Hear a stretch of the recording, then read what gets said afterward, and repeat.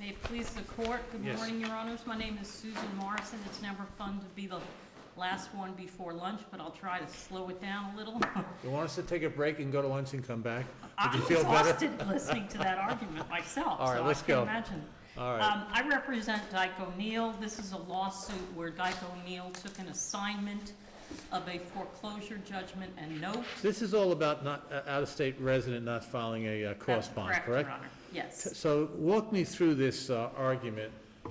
Is Cozell applicable or not? And if so, did the trial court do a Cozell analysis The before trial dismissing court did not this? do a Cozell analysis because the court determined at the rehearing motion that it only applied to discovery orders. And candidly, all of the case law really does apply to discovery orders, pretrial orders. Well, it could be other orders, but Exactly. Our point is that it does apply. This case here, the out-of-state resident was required to statutorily post a bond, That a is cost correct. bond. That was not done within the time frame, and it was not done within the time frame of the motion to dismiss. So it was Well, first, untimely, the correct? defendant is required to send a 20-day safe harbor letter, Which was he done. did. Right, which and he it did. wasn't done on time. That's correct. So they missed two time frames, but there was, correct me if I'm wrong, there was never a court order demanding compliance. That is correct. Once the motion to dismiss was filed, within 2 or 3 days thereafter, our trial counsel filed. So did the court have discretion to deny the motion to dismiss? Absolutely, absolutely. Because Per a it's Supreme not Court statutorily decision. required to Yes, dismiss. Your Honor, and the standard of review here is twofold. Number one, de novo as to how the court looked at that statute. And number two, it's abuse of discretion because we asked to amend to allege that we were in compliance. That was denied. We moved for rehearing, also denied. But there's nothing in that statute that says that it's a strict liability, strict compliance statute. There's nothing in the statute that says it's jurisdictional, like the motion for rehearing and the notice of appeal. There's nothing in the statute that says a court must dismiss for noncompliance. And most strikingly, there's no case law mandating dismissal. And notwithstanding that, trial counsel did a very good job of convincing the judge that he had no choice but to dismiss this case with prejudice, in essence. It was dismissed without prejudice, but because of the statute of limitations. Is there something confusing in the record that it looked like the hearing on the motion to dismiss was canceled, but then it went forward anyway? Can you clarify that? I wasn't involved in that, so procedurally, I just went for transcripts and pleadings and so forth. I know that it was held. There was no transcript of the motion to dismiss hearing. There was a transcript, which we filed in a supplemental record of the rehearing. But the court erred as a matter of law, and on de novo review, we'd like you to correct that, in determining that 57011 was jurisdictional. It's not. And there's a Supreme Court case that says that. There's a third DCA case that says that. Thompson v. Grosslab from a 1933 still good law case out of the Florida Supreme Court says where a bond, albeit untimely, was actually given, the statute must be construed as having its practical object of obtaining an adequate security for court costs. That is the intent of that statute. Well, it also says the allowance of the motion to dismiss is merely a means which is authorized by the statute to be used in order to coerce observance with its terms. Yes. And I think that And observance with its terms was coerced in this case because the motion to dismiss ultimately got the result intended by the statute. Exactly. And for that reason, we believe that, number one, the motion to dismiss was mooted by our filing a few days later of the cost bond, and that the principles for which the statute stands have been satisfied, and that is the protection of a prevailing defendant's right to recover. What's the remedy you seek?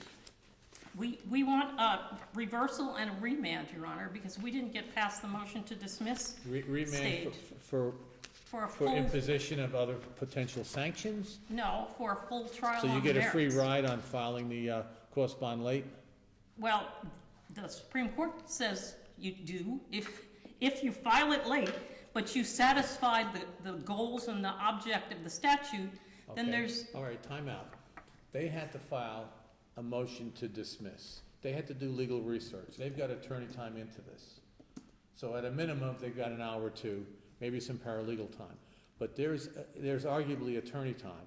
So if they're not gonna get the case dismissed for failure to comply with the statute, that's an error of law as you're arguing, why could they not get the court to exercise its discretion as to some other form of sanction to compensate them for what they had to do? That's exactly what the case law says under Kozel, that the harshest remedy possible is a dismissal with prejudice, and there are lots of other remedies. Now you're arguing Kozel, and you said the trial court didn't use Kozel. No, I know that, but in Kozel, it talks about the most severe remedy being dismissal with prejudice, and what I'm suggesting to the court is if the defendant shows to the trial court that they're prejudiced, it would be limited in amount to how long it took them to brief and argue the motion to dismiss.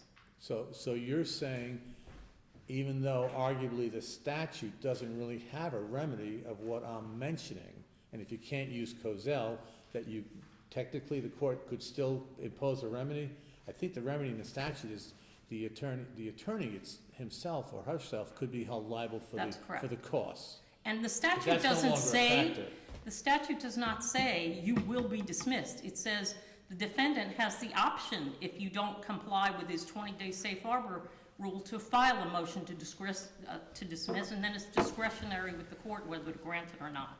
But more importantly, under Pardo v. State, the Diaz v. Bravo case, which is not even addressed in the answer brief, is a third DCA case where a court granted, a motion to dismiss was granted based on a failure to post a cost bond, and the trial court reversed, holding that a failure to post a bond is easily remedied, and that's too harsh of a ruling. In my opinion, under Pardo v. State, because that was the only case of its nature, because the Thompson v. Grosslab is a little factually dissimilar, because in that case, the reverse happened. The court said that the trial court did not abuse its discretion in failing to dismiss. So this is the opposite.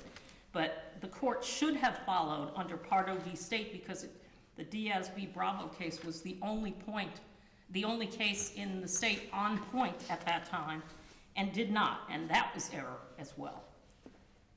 All right, did you want time for rebuttal, by the way? Yes. How much time do I have left, Your Honor? You've got 11 minutes. Oh, You want I'm going to you want wrap half up of early that? so you can have lunch. You can keep going, I'm not Yeah, I just trying want to go to over my deprive you. notes. But I'm just trying to find out, you want 5 of that for a rebuttal? 4. 4, you Okay, got it, yes. okay. Also, we moved to amend the pleadings to allege compliance, and that was denied, and I believe that's an abuse of discretion under Westgate Miami Bar versus Newport, Florida Supreme Court 2010, which is a public policy in Florida favors liberal amendments of the pleadings, and the law favors adjudication on the merits, and we were prohibited from doing that on both bases. There is no findings, if Kozel does apply, and like I readily admit, I didn't find any cases other than discovery abuse and people not showing up for pretrial conferences and so forth, but I believe the Supreme Court and Judge Altenburn wrote that opinion in the second DCA, which he prevailed in the Florida Supreme Court, that it's not always, even if you have broad discretion to dismiss with prejudice, it's not always in the best interests of justice to do so. And so Judge Altenburn fashioned these 6 meaningful factors, and none of them apply in this case. Whether the attorney's been previously sanctioned, whether the client was personally involved, whether delay prejudiced the defendant. The prejudice would be limited, in my opinion, to the 2 hours or so that it took him to prepare the motion and argue it. Whether a reasonable explanation was made for the delay, and in this case, as stated in the Kozel case, whether it was disobedient, willful, contumacious, or neglect and inexperience. And in this case, I would respectfully suggest to my younger associates at the firm that it was neglect and inexperience, because they had never had a defendant bring up the cost bond before, so they just were unaware of the requirements to file same. We respectfully suggest that a grossly lesser sanction should have been granted in this case besides dismissal over $100. And for that reason, we would respectfully request reversal and remand. I'm going to save you the 4 minutes you asked for. Thank you, sir. Hopefully I didn't talk as fast as Mr. Sopa. comment. May it please the court, Darren Shute on behalf of the appellee. First of all, this case was not dismissed with prejudice. This is one of those things that's like politics, where if you want to get somebody to your side, you change the words. If you want to get rid of the estate tax that only affects people with $5 million, you call it a death tax, and then you get everybody on board because they think it applies to them. If you look at the exact orders, which are in the file, this was not a dismissal with prejudice. This was a dismissal as prescribed by the Florida, I don't even know if it was a legislature back then, by the Florida lawgivers way back in the 1800s to protect Florida residents. It's one of these. Well, we're talking about 57.011. Correct. I don't think the 1800s law was on the books The for this case. The funny thing was, I did research to find out. You traced it back. Right, and traced it back. Okay. And it's so been around. Deal with the language of 57.011. Where does it say must be dismissed with or without prejudice? Where does it talk about the remedy? It gives two options to a defendant after the defendant files the notice that's prescribed in the statute. The defendant then has two options. Right. And it says on failure to file within 30 days after the commencement, and then the defendant may, after 20 days' notice, do one of two things: move to dismiss or seek to hold the other side. And it chose to go with the movement to dismiss. Right. But where is the remedy that says the judge has no discretion? Because a court apparently was led to believe it had no discretion. It had to dismiss it, even though it seems like a waste of time because they've now complied with the statute. Well, because, again, the statute doesn't say the judge has discretion. It doesn't say. Okay, wait a second. Thompson says that, the 1933 case. That's the Supreme Court precedent. So you want old law. Okay, this is not as old as the 1800s, but it's 1933. It's pretty old. Well, but what they were arguing at the hearing is that this was a sanction, and therefore causal had to be. But both sides seem to argue that, correct? But we don't agree it was. And the judge didn't really take the bait. The judge really said, I don't think I have a choice. It's got to be dismissed under 57011. Right, because if they don't comply within the safe harbor, and here they exceeded the safe harbor, if we were to dig into discretion, we could look and say, look, everything, they waited 4 months, or there was a 4-month period between the 20-day notice and the actual notice of hearing, and then they still didn't do anything until the hearing was set. If we start digging into discretion. What was the basis for the court exercising its discretion to say, I'm dismissing it under chapter 57011? What was the basis? The basis was the fact that they did not comply with the plain wording of the Late statute. filing alone. Late filing alone, nothing else. Well, I don't believe there was ever a bond filed with the court. I personally have yet to see a bond. Typically, do you agree that the trial court had the discretion to deny the motion to dismiss? I believe that I think the way the statute reads, if we take its plain language, that if a non-resident defendant or plaintiff comes in and sues Florida residents, the legislature says, post the bond or your case is dismissed. We're not going to play around. It doesn't say that. It uses, you just read me, it uses the word may. It says, no, the may refers to the defendant. What can the defendant do? The defendant can do nothing. But once the bond is posted, you're saying there's no choice but to dismiss the case even though the bond has been posted just because it was late? Well, again, first, I see nothing in the record that a bond was posted. I have never seen a bond. My review of the record, I still don't know where a bond is. Apparently, they've argued that they sent $100 in, but again, I don't know if there's a bond in the court, and I haven't seen it. But well, that's kind of irrelevant. Apparently, it's not argued that there's no bond. The bond has been posted. I haven't seen, I don't know. I haven't argued that it hasn't because I haven't seen it. Okay. Again, to me, it was a given that the bond's been posted and it was posted late. The whole argument centered around it being posted late. That was never our argument because we have never seen a bond. They say. Doesn't the trial court docket reflect that? I don't think it does, but if I'm incorrect, I'm incorrect. But our whole understanding, even up to hearing, is that they never posted. If they posted, it must have been after the dismissal, perhaps, because there was the original hearing dismissing, then it was on rehearing, then they filed a motion to amend, which is the order that's on appeal now. It's not the rehearing. Well, I like September 10, 2014 as a date, which is a month before the hearing on Duffy's motion to dismiss the complaint, filed the required bond. Again, I haven't seen. Okay, well, you can look it up. Docket, okay. You can look it up because I've already looked it up. That's the date. Okay. All right. Let me go back to my question, Sure. though. I mean, assume a scenario where motion to dismiss is filed and bond is filed prior to the hearing on the motion to dismiss.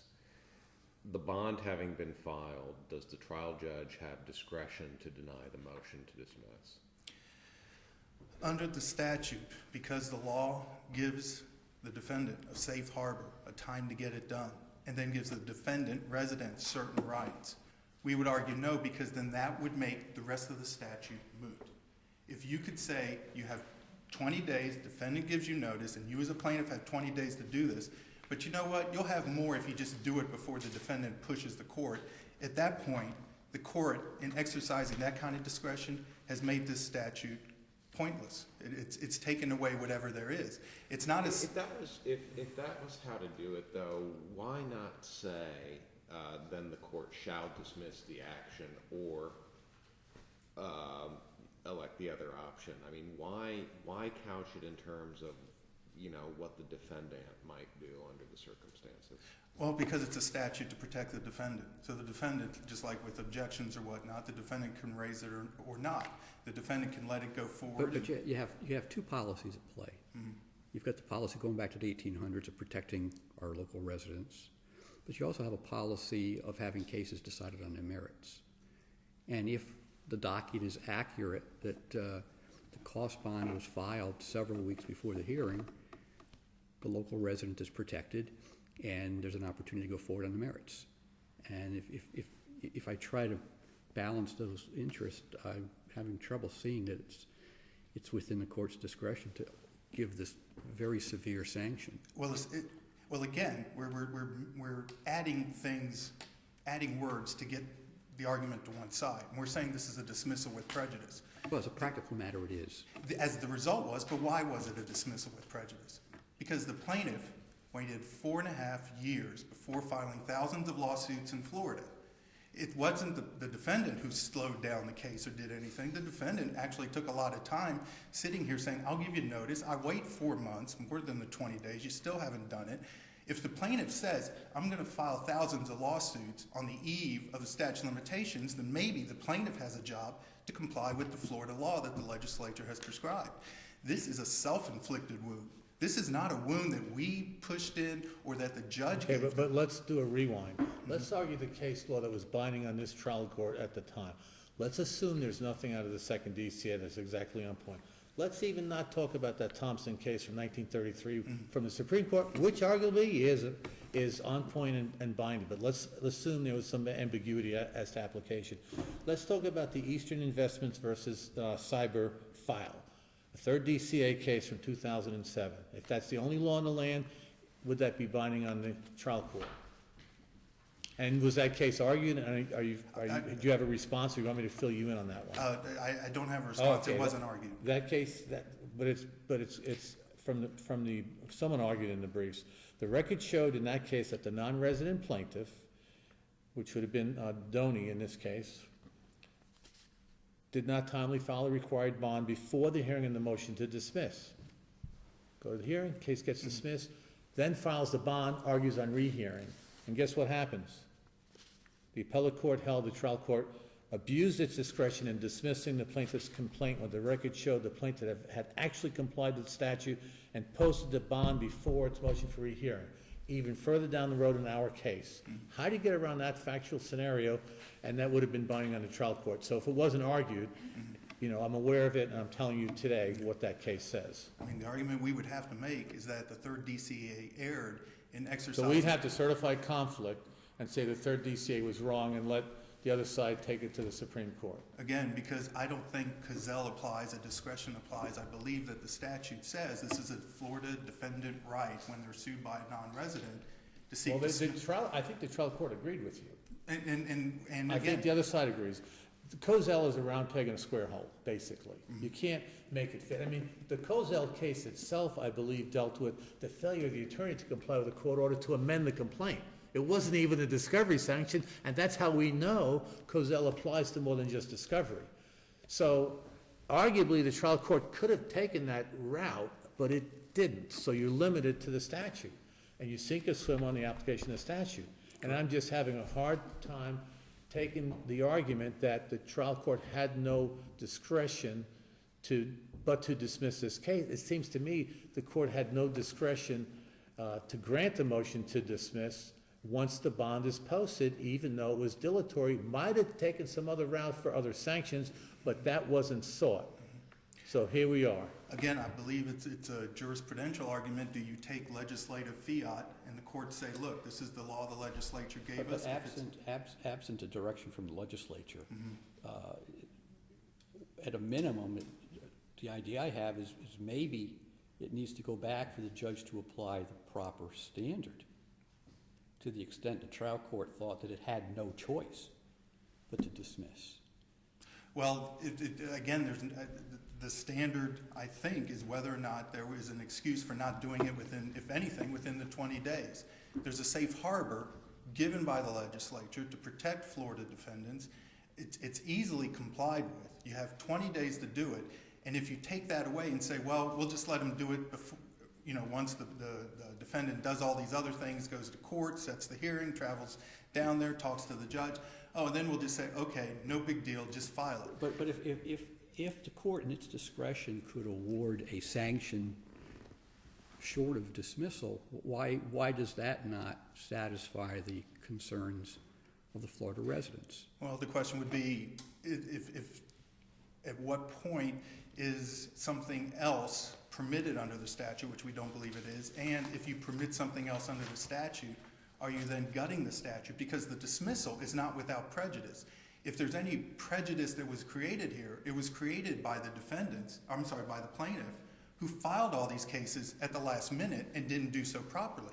If I file a medical malpractice case on the eve of the statute of limitations and don't get required affidavits or whatever else I need, or if I file a foreclosure on the eve of the statute of limitations and don't file the now required certification, I do so at my peril. If it doesn't match up and it says, hey, it's got to be dismissed and it's not a correctable error because it doesn't have to do with your pleading, it has to do with following the law, I do so at my peril.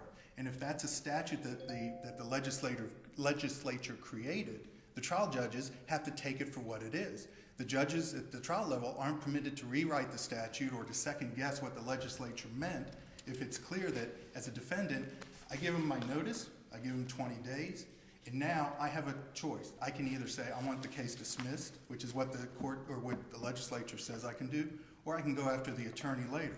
I have that option.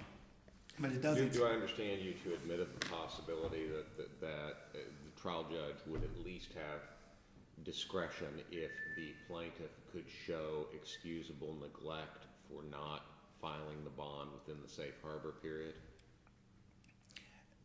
I would try to think of what I would conceive that to be if the plaintiff has gone through and filed the $400 or $1,900 filing fee and everything else. Suppose the notice came in and,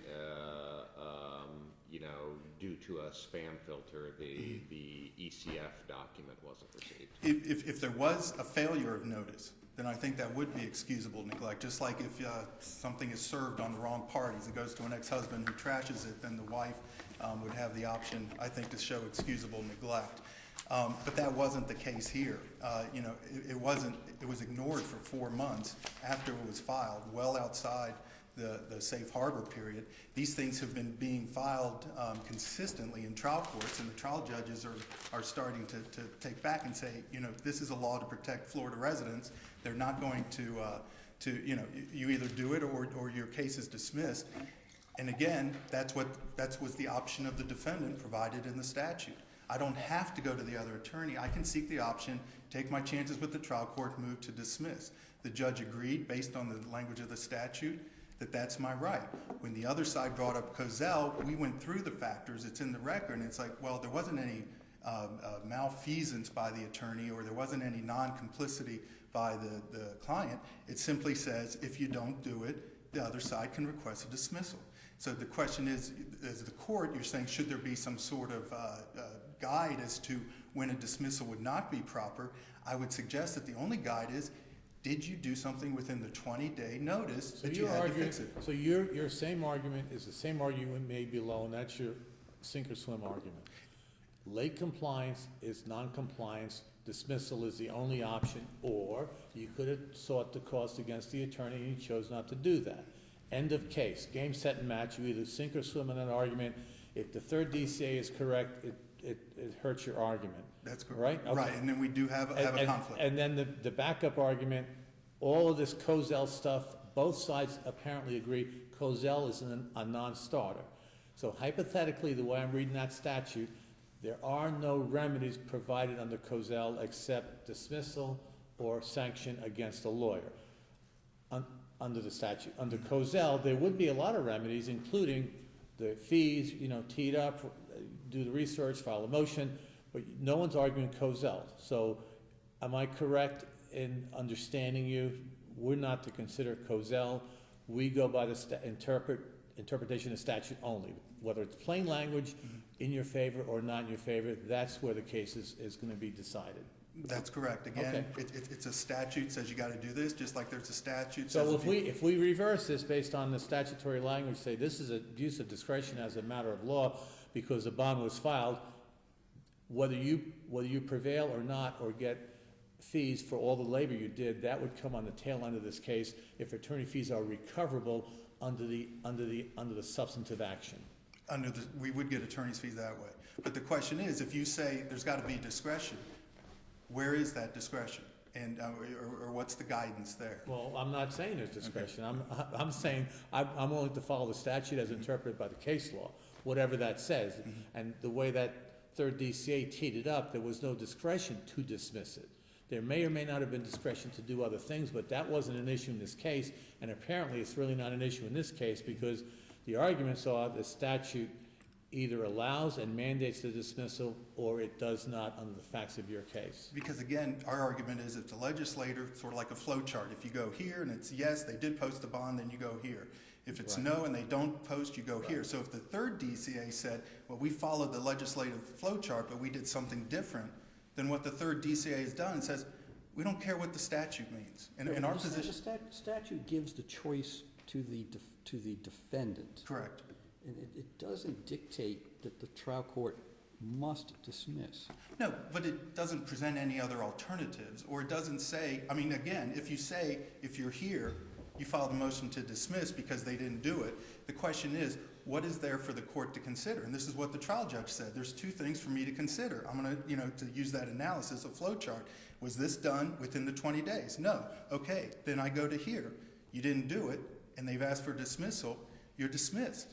And it's without prejudice. The fact that it's prejudicial, perhaps in this case, is because of the plaintiff's failure to promptly follow up on these cases. But regardless, the legislature has given the courts a statute.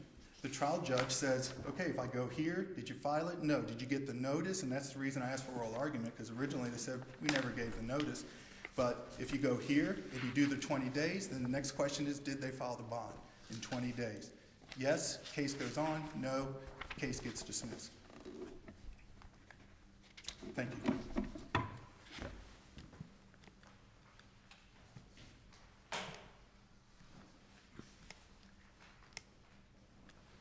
May it please the court, a few points, and I'll try to be very brief since it's lunchtime. Question, does this record tell us anything about why the bond wasn't filed during the safe harbor period? No, and I will fall on the sword and say someone in my office just didn't do it. And if they got notice, they didn't see it, and it just didn't get filed until they got smacked in the face with a motion to dismiss. Is there any argument that the bond was filed? He said he hasn't physically seen the bond. It's in the record. I Am I think right on I that cited September- it in my brief. I September think date? it's record item number 53. Okay. And I think the reason that he's confused is it wasn't a surety bond, it was a $100 check from our law firm, which was the subject of one of your cases, I think, the U.S. v. Boyer case, where the court said that's okay to do for a lawyer to front the money for his client. And by the way, Well, I misspoke. I said September 14th. The record reflects September 10th, 2014, notice of filing non-resident cost bond. And then right below that, September 15th, it's a notice of cancellation of the hearing of October 13th. But then, October 13th is an order of dismissal entered. So apparently, there's a hearing held even though there was a notice of cancellation. there was a hearing held a month after we filed our bond, so I don't have. Right, so I mean, my question was, why did that happen? And you didn't seem to know, so I'm assuming someone changed their mind. The cancellation was withdrawn, but it's not reflected. Yes. Okay, A couple of comments. I'm gonna start your 4 minutes late. I interrupted you right off the bat, sorry. A couple of comments made by counsel was, number one, he said the plaintiff is adding words to the statute. We strongly disagree with that. I think that's what defendant is trying to do. This statute plainly says we have an obligation to file $100 when we file the lawsuit, and if we don't do so in 30 days, the defendant then has the option to send a safe harbor letter, wait 20 days, and has the option to file a motion to dismiss, or may hold the attorney bringing or prosecuting the action liable. It doesn't obligate the court to do a thing. And the Supreme Court case, even though it's an earlier iteration, very much earlier iteration, it's the same statute.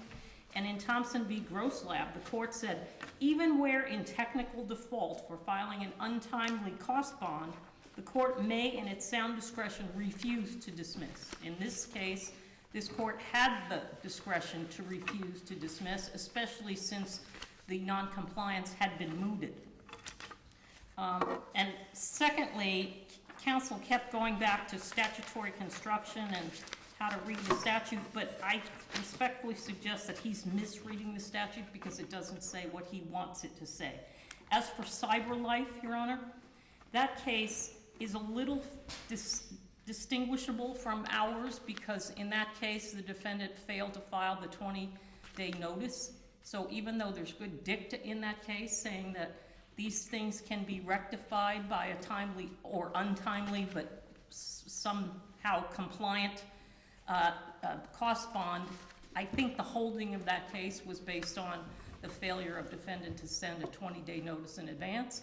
But the Diaz case, there was no notice and it got dismissed. There was no bond filed whatsoever.